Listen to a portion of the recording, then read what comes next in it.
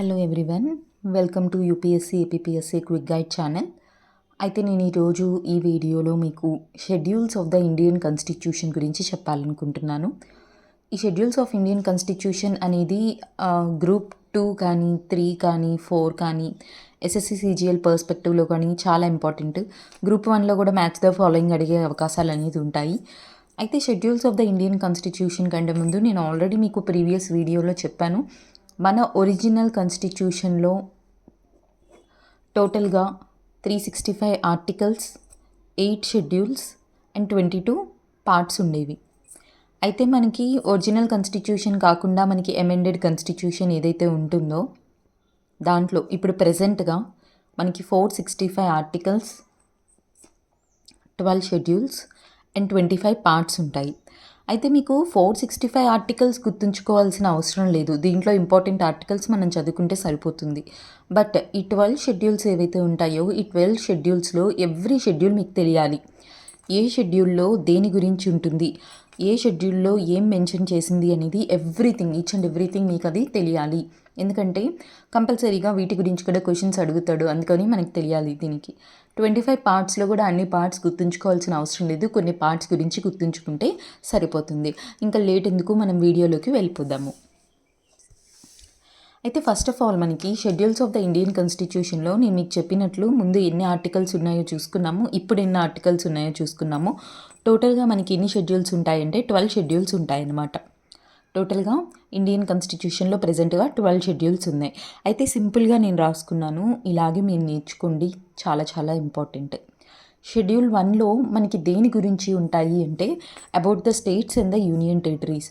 అంటే ఏంటి, what are the names of the states, మన ఇండియాలో ఉన్న స్టేట్స్ ఏవైతే ఉంటాయో వాటి గురించి, మన ఇండియాలో ఉన్న అన్ని యూనియన్ టెరిటరీస్కి ఏవి సంబంధించి అన్ని 29 స్టేట్స్, 8 యూనియన్ టెరిటరీస్, వీటన్నిటికి సంబంధించిన పేర్లు, యూనియన్ టెరిటరీ పేర్లు ఏవైతే ఉంటాయో అన్నీ కూడా మనకి ఫస్ట్ షెడ్యూల్లో ఉంటాయి. అవి ఆర్టికల్ నెంబర్ 1 to 4లో కూడా ఉంటాయి అన్నమాట.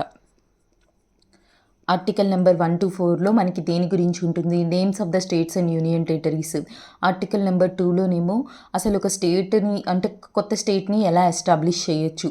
3లోనేమో ఎస్టాబ్లిష్ చేసినప్పుడు దాన్ని రీఆర్గనైజేషన్ చేయడానికి ఎలా ఉంటుంది. 4లోనేమో 2 and 3లో ఏదైతే చెప్పారో దాని గురించి 4లో ఉంటుంది. దాని గురించి నేను మీకు మళ్ళీ చెప్తాను స్టేట్స్ గురించి. కానీ గుర్తుంచుకోండి, మనకి షెడ్యూల్ నెంబర్ 1 అనగానే మీకు గుర్తుండాల్సింది names of the states and the union territories. Okay, next schedule 2లో దేని గురించి ఉంటుంది అంటే it is nothing but amendments, allowances, privileges of certain, అంటే కొంతమంది ఇంపార్టెంట్ ఆఫీసర్స్ ఏవైతే ఉంటాయో, ఇండియాలో ఉన్న ఇంపార్టెంట్ ఆఫీసర్స్ ఏవైతే ఉంటాయో వాళ్ళకి సంబంధించిన అమాల్యుమెంట్స్ కానీ, అలవెన్సెస్ కానీ, ప్రివిలేజెస్ కానీ. అంటే ఏంటంటే వాళ్ళకి సంబంధించిన ప్రివిలేజెస్ అంటే ఇప్పుడు గవర్నర్ గారు ఉంటారు, వాళ్ళకి హౌస్ రెంట్ అలవెన్స్ ఉంటుంది, వాళ్ళకి కొన్ని ప్రివిలేజెస్ ఉంటాయి. సివిల్ క్రైమ్స్ కానీ, క్రిమినల్ క్రైమ్స్ మీద కానీ వాళ్ళని అరెస్ట్ చేసే అధికారం ఎవరికి ఉండదు.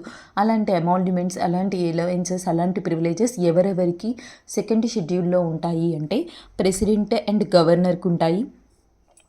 Speaker and the deputy speaker of లోక్సభలో ఉన్న స్పీకర్కి, డిప్యూటీ స్పీకర్కి, అదేవిధంగా chairman and deputy chairman of రాజ్యసభకి, అదేవిధంగా speaker, deputy speaker of state legislative అసెంబ్లీస్కి, chairman and the deputy chairman of the state legislative కౌన్సిల్స్కి, అదేవిధంగా మన ఇండియాలో ఉన్న controller and the auditor general of ఇండియాకి, అదేవిధంగా judges of the supreme court and the high court. చాలా ఇంపార్టెంట్ క్వశ్చన్స్ చాలాసార్లు అడిగారు.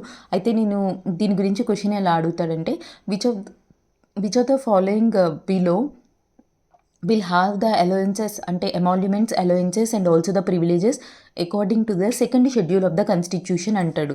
అప్పుడు దాంట్లో ఆప్షన్ 1, ఆప్షన్ 2, ఆప్షన్ 3 అని వీళ్ళందరూ ఇస్తారు. కొన్నిసార్లు కన్ఫ్యూజ్ చేయడానికి వీళ్ళలో లేని వేరే వాళ్ళని పెడతారనమాట. మినిస్టర్స్ అని అడుగుతారు. మినిస్టర్స్కి అలవెన్సెస్ అనేది సెకండ్ షెడ్యూల్ కింద లేవు. అలాంటప్పుడు మీరు ప్రతి ఒక్కటి గుర్తుంచుకోవాలి. సింపుల్గా గుర్తుంచుకోండి, ఇండియాలో పెద్ద ప్రెసిడెంట్, స్టేట్లో పెద్ద గవర్నర్. ఓకే, వాళ్ళ తర్వాత స్పీకర్స్ కంపల్సరీ ఉంటారు. Lok Sabha speaker, Rajya Sabha chairman, Lok Sabha deputy speaker, Rajya Sabha deputy chairman. ఓకేనా, అదేవిధంగా స్టేట్ లెజిస్లేటివ్ అసెంబ్లీ, దాంట్లో ఉన్న స్పీకరు, దాంట్లో ఉన్న deputy speaker, state legislative council, దాంట్లో ఉన్న స్పీకర్, చైర్మన్, డిప్యూటీ చైర్మన్. అది కాకుండా ఇండియాలో important personality control and auditor general of India, supreme court and the high court judges. Okay, గుర్తుంచుకోండి. సెకండ్ షెడ్యూల్ కూడా ఇంపార్టెంటే. మరి థర్డ్ షెడ్యూల్లో కూడా ఏముంటుంది అంటే ఓత్ అండ్ ద అఫర్మేషన్స్ ఉంటాయి. అంటే ఓత్ అండ్ ద అఫర్మేషన్స్ ఏవైతే ఉంటాయో దానికి సంబంధించింది మనకి థర్డ్ షెడ్యూల్లో మెన్షన్ చేస్తారనమాట. ఓకేనా. ఓత్ అండ్ ద అఫర్మేషన్ అంటే ఏంటి, మన ఇండియాలో ఏంటి, మనం ఓట్ వేసి మన యొక్క నాయకుల్ని ఎన్నుకుంటాము. వాళ్ళు ఎన్నుకున్న తర్వాత వాళ్ళు లోక్సభలో కూర్చోవాలన్నా, వాళ్ళు రాజ్యసభలో కూర్చోవాలన్నా, వాళ్ళు స్టేట్ లెజిస్లేటివ్ అసెంబ్లీలో కూర్చోవాలన్నా కానీ వాళ్ళు ఓత్ అనేది ఇవ్వాలి. ఓత్ అంటే ఏంటి, వాళ్ళు ప్రతిజ్ఞ చేయాలి. ఎవరి ముందు, గవర్నర్ ముందు కానీ ప్రెసిడెంట్ ముందు కానీ వాళ్ళు ఏంటంటే ప్రతిజ్ఞ చేసి వాళ్ళ ఆఫీస్ని వాళ్ళు తీసుకోవాలి. ఓకేనా.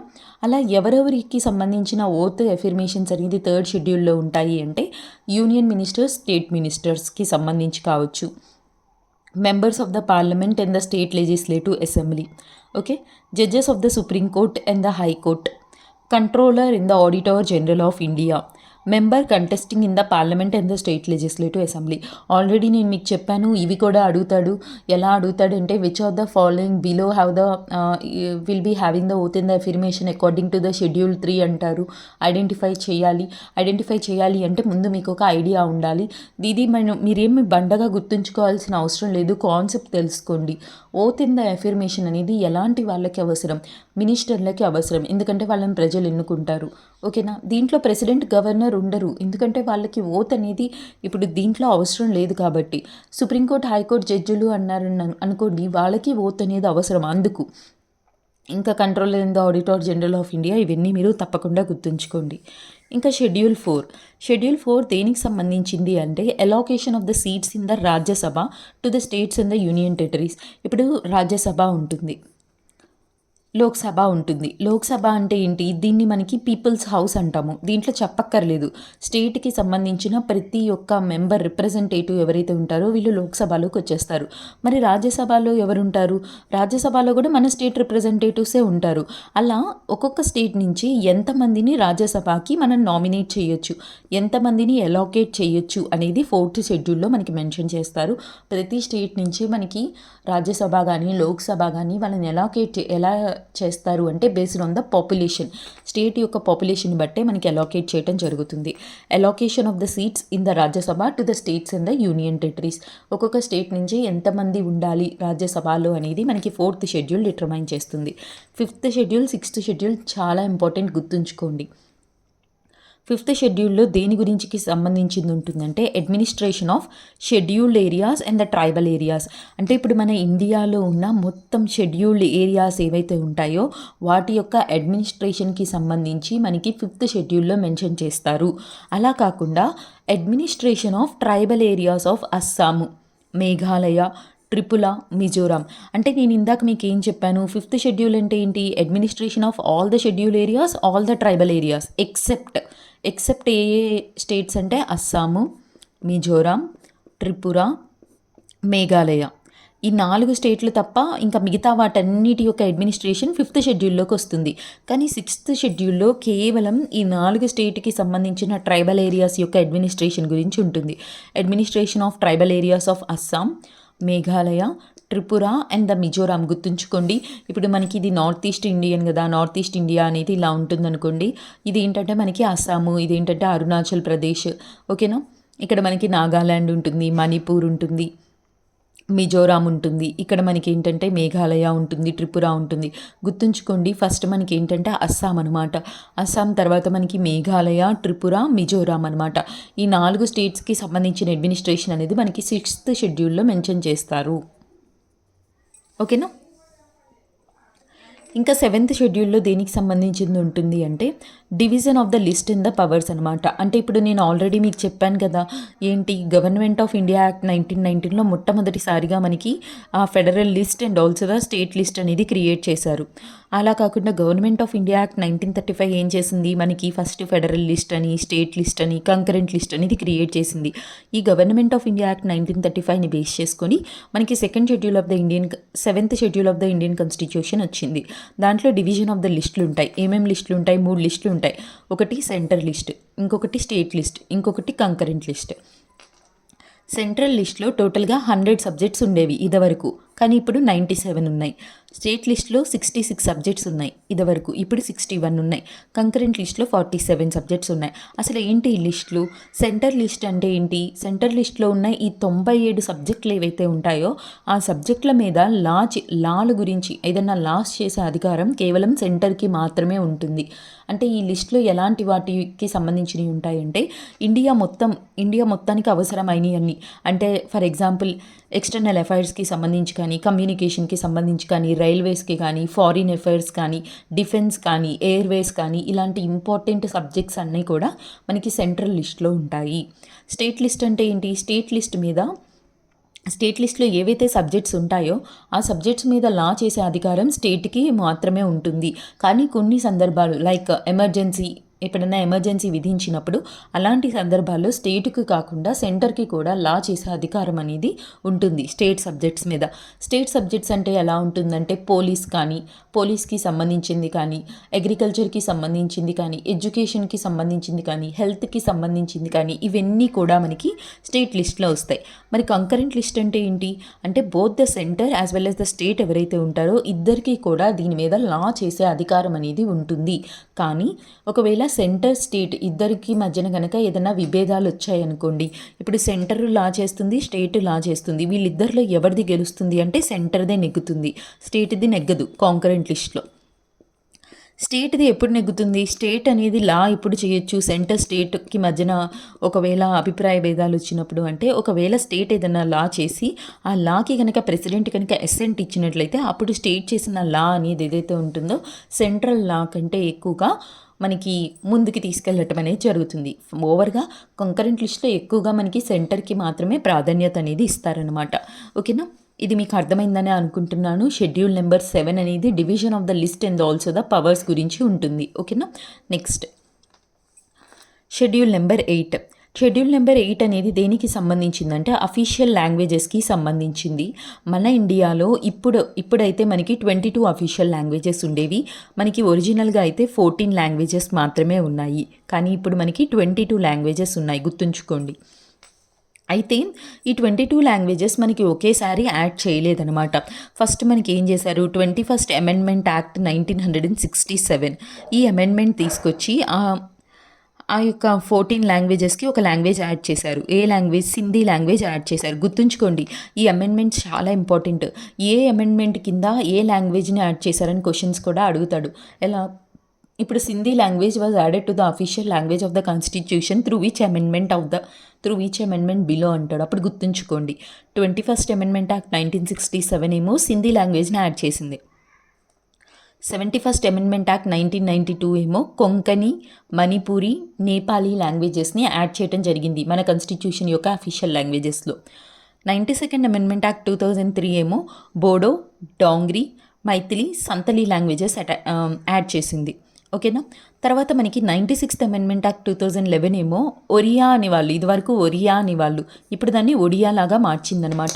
దీని గురించి నేను మీకు సింపుల్గా చెప్తాను, ఎలా గుర్తుంచుకోండి అంటే 21 అమెండ్మెంట్ యాక్ట్ 2171 గుర్తుంచుకోండి. 21 + 71 ఎంత? 92. అలా గుర్తుంచుకోండి. 92 అమెండ్మెంట్ యాక్ట్. అదేవిధంగా మనకి ఏంటంటే 96th అమెండ్మెంట్ యాక్ట్. ఫస్ట్ ఏమో సింధీ, తర్వాత KMN అని గుర్తుంచుకోండి, అంటే కొంకణి, మణిపూరి, నేపాలి. తర్వాత BDMS అని గుర్తుంచుకోండి, అంటే Bodo, Dogri, Maithili and also the Santali.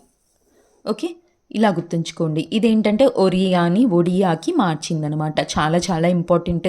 ఈ అమెండ్మెంట్స్ అనేవి చాలా ఇంపార్టెంట్, ఎందుకంటే చాలాసార్లు క్వశ్చన్స్ అడిగాడు.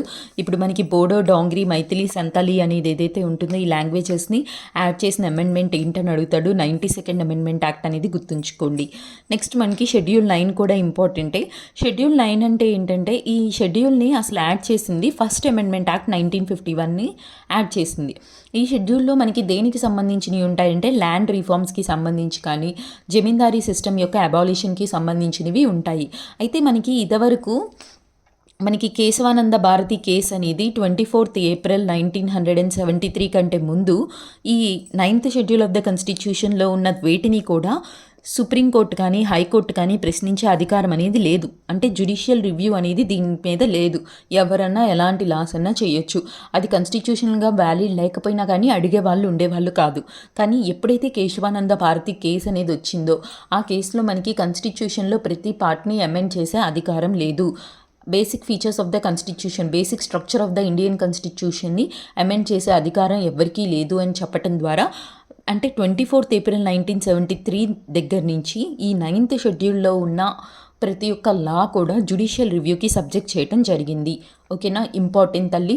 క్వశ్చన్స్ అడుగుతాడు ఎలా అంటే, ఇప్పుడు 9th schedule of the Indian constitution అనేది జ్యుడిషియల్ రివ్యూకి సబ్జెక్ట్ అవుతుందా లేదా అంటే yes, it is subjected to the judicial review after the 24th April 1973, that is after the Kesavananda Bharati case. Okay, next schedule 10 అనేది చాలా ఇంపార్టెంట్. ఎందుకంటే ప్రస్తుతం ఉన్న పొలిటికల్ పార్టీ కానీ ప్రస్తుతం ఉన్న ఇండియాలో ఉన్న పాలిటిక్స్కి నేపథ్యంలో షెడ్యూల్ 10 అనేది ఎప్పుడు న్యూస్లోనే ఉంటుంది. ఇదేంటంటే disqualification of the members of the parliament కావచ్చు, state legislative assembly by means of defection. అంటే డిఫెక్షన్ అనే ప్రాసెస్ ద్వారా డిస్క్వాలిఫై చేయటం, స్టేట్ లెజిస్లేటివ్ అసెంబ్లీలో ఉన్న మెంబర్స్ని కానీ పార్లమెంట్లో ఉన్న మెంబర్స్ని కానీ డిస్క్వాలిఫై చేయటం. అంటే అసలు ఫస్ట్ వాట్ ఈస్ డిఫెక్షన్ అంటే, ఇప్పుడు పార్లమెంట్లో ఉన్న ఎంపీలని కానీ స్టేట్ లెజిస్లేటివ్లో అసెంబ్లీలో ఉన్న ఎమ్మెల్యేలు కానీ డిఫెక్షన్కి ఎప్పుడు గురవుతారు.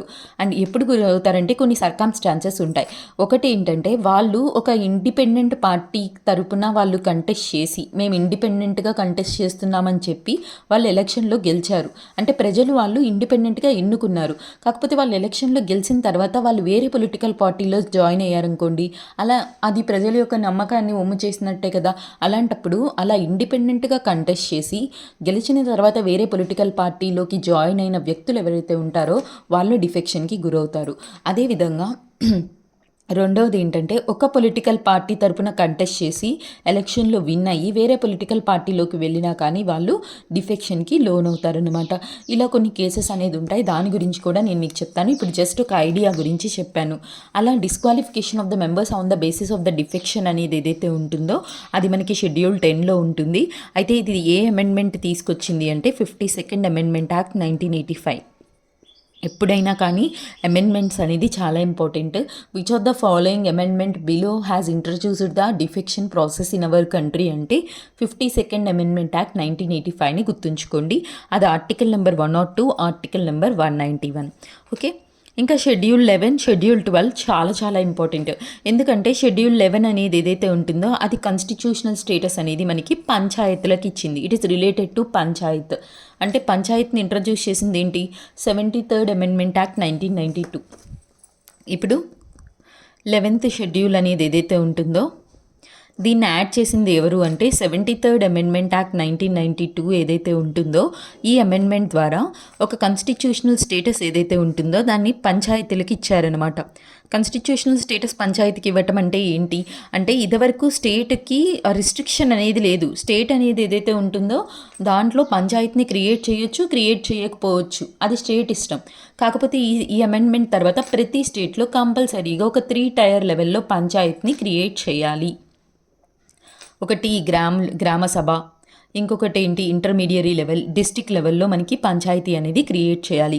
అది యాడ్ చేసింది 73rd అమెండ్మెంట్ యాక్ట్. ఈ విధంగా 73rd అమెండ్మెంట్ యాక్ట్ 1992 అనేది ఏదైతే ఉంటుందో పంచాయత్స్కి కాన్స్టిట్యూషనల్ స్టేటస్ ఇస్తూ ఒక 11th షెడ్యూల్ అనేది ఏదైతే ఉంటుందో దాన్ని క్రియేట్ చేస్తూ పార్ట్ 9ని కూడా క్రియేట్ చేసిందనమాట. ఓకే, ఇది 11th షెడ్యూల్. మరి 12th షెడ్యూల్ ఏదైతే ఉంటుందో అది కాన్స్టిట్యూషనల్ స్టేటస్ టు ద మున్సిపాలిటీస్కి ఇచ్చిందనమాట. Constitutional status to the municipalities ఇచ్చింది 74th అమెండ్మెంట్ యాక్ట్. ఓకేనా, 74th అమెండ్మెంట్ యాక్ట్ 1992. అది దీనికి మున్సిపాలిటీస్కి కాన్స్టిట్యూషనల్ స్టేటస్ ఇస్తూ 12th schedule of the constitution add చేస్తూ పార్ట్ 9A కూడా యాడ్ చేసిందనమాట. ఓకేనా, ఇవి మనకి మొత్తం టోటల్గా ఉన్న షెడ్యూల్స్ ఆఫ్ ద ఇండియన్ కాన్స్టిట్యూషన్కి సంబంధించి మీకు ఇది క్లియర్గా అర్థమైందని నేను అనుకుంటున్నాను. Schedules of the Indian constitution అంటే టోటల్గా మనకి క్విక్ రీక్యాప్ వేద్దాము. 1 to 12 షెడ్యూల్స్ ఉంటాయనుకున్నాము. ఫస్ట్ షెడ్యూల్ అనేది స్టేట్స్ అండ్ ద యూనియన్ టెరిటరీస్కి సంబంధించింది. Second schedule emoluments, allowances and the ప్రివిలేజెస్కి సంబంధించింది. దాంట్లో ఎవరెవరికి కూడా చెప్పాను. థర్డ్ వచ్చేసి ఓత్ అండ్ ద అఫిర్మేషన్కి సంబంధించింది.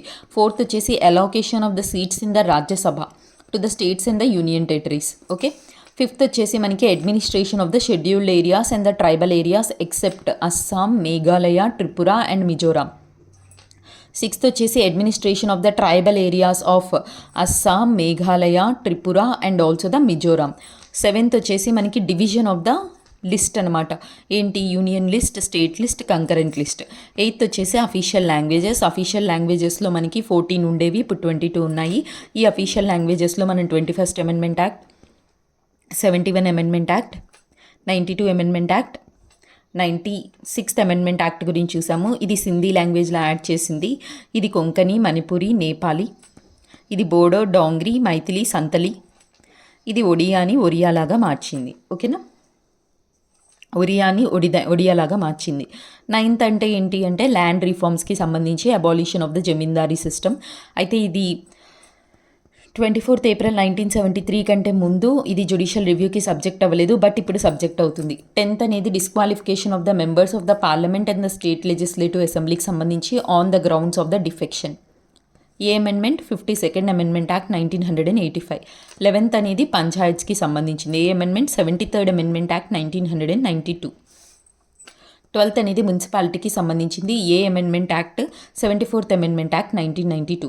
నా వీడియో మీకు ఇవి మొత్తం షెడ్యూల్స్ గురించి అన్నీ గుర్తుంచుకోండి. ఈ వీడియో మీకు అందరికీ అర్థమైందని నేను అనుకుంటున్నాను. ఏదన్నా మీకు వేరే టాపిక్ ఏదన్నా కావాలి అంటే మీరు నాకు కామెంట్స్లో మెన్షన్ చేయండి. నేను తప్పకుండా దాని గురించి మీకు ఎక్స్ప్లెయిన్ చేస్తాను. త్వరలోనే నేను ఎక్స్ప్లెయిన్ చేసిన టాపిక్స్కి సంబంధించిన ప్రీవియస్ ఇయర్ క్వశ్చన్స్ కూడా మీ ముందు ఉంచుతాను. మీరు నాకు ఆన్సర్ కూడా చెద్దరు కానీ. Thank you everyone. ఈ వీడియో మీకు నచ్చినట్లయితే like, share and also subscribe guys. Work hard.